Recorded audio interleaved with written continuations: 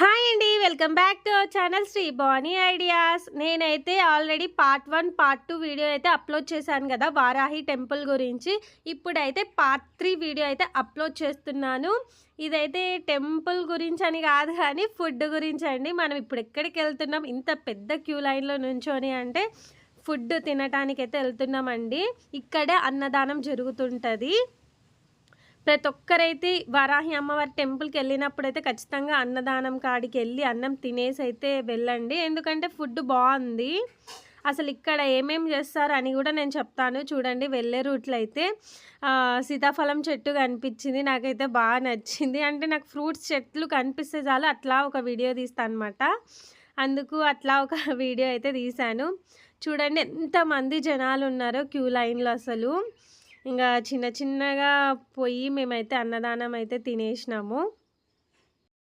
అసలు ఈ అన్నదాన కార్యక్రమంలో ఏమేమి ఫుడ్ ఉందో చూడండి. ఇక్కడైతే ఇది చిత్రాన్నము పులిహోర అని చెప్పలేం కానీ కొంచెం డిఫరెంట్ ఉంది, బాగుంది. అదైతే బంగాళదుంప కర్రీ అండ్ రైస్.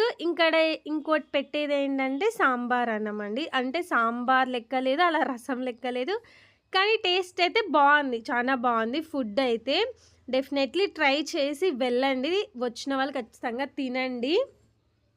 చూడండి ఎంతమంది జనాలు ఉన్నారో. ఇంకోటి మీకు చూపిస్తారు ఈ వీడియోలో. అయితే ఒక చోట అయితే చాలా మంది జనాలు ఉన్నారండి అటు సైడు. ఎందుకున్నారు ఏంటి అని అడుగుదామంటే ఇంకా నేను అడగలేదు. ఎవరన్నా మన వీడియో చూస్తున్న వాళ్ళకి కనుక తెలిసి ఉంటే ఖచ్చితంగా కామెంట్ చేయండి, ఎందుకు అక్కడ అంతమంది జనాలు ఉన్నారని. ఇక్కడైతే చాలా మంది వీళ్ళు ఒక గ్రూప్గా కూర్చొని అయితే పాడుతున్నారు. ఇక్కడ అన్నదాన కార్యక్రమం దగ్గరనే వాటర్ ప్లాంట్ కూడా ఉందండి. మినరల్ వాటర్ మంచిగా ఉన్నాయి, వాటర్ కూడా.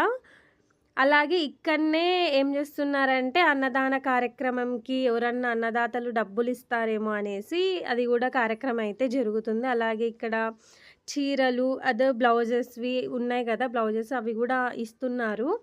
అంటే కొనాలి అనుకుంటా.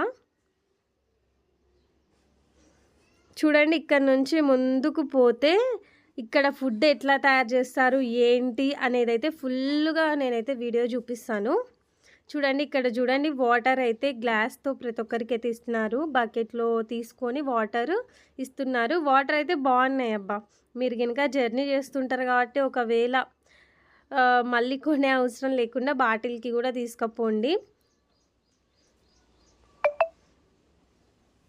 చూడండి, ఇక్కడైతే ఫ్రెష్గా అయితే అన్నదాన కార్యక్రమం అయితే జరుగుతుంది. మంచిగా అప్పటికప్పుడు కూరగాయలు కోసి అప్పటికప్పుడు బాగా మంచిగా ఫ్రెష్గా అయితే చేస్తున్నారు. ఇట్లా అయిపోతుంది ఫుడ్, ఇట్లా తీసుకొస్తున్నారు. అంతమంది జనాలు ఉండే.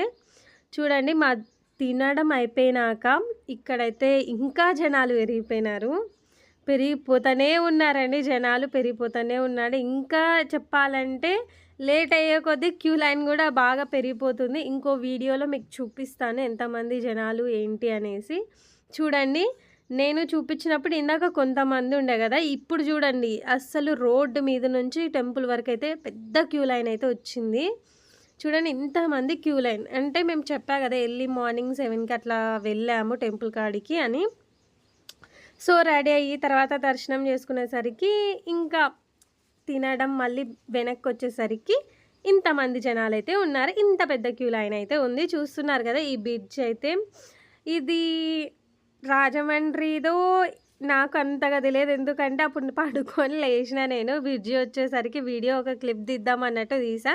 మీకు కనుక తెలిసింటే ఖచ్చితంగా కామెంట్ అయితే చేయండి ఇదేంటిది అనేసి. వాటర్ అయితే నాకు బాగా నచ్చినాయి. ఇలా ట్రైన్లో పోతూ ఇలాంటి వాటర్ ప్లేసెస్ కానీ మంచి వ్యూ ప్లేసెస్ కానీ వీడియోస్ తీయడం బాగా ఇష్టం అనమాట. వీడియో నచ్చితే తప్పకుండా కామెంట్ చేయండి. కొత్త వాళ్ళైతే సబ్స్క్రైబ్ చేయండి, లైక్ చేయండి, షేర్ కూడా చేయండి. ఓకేనా? Bye friends.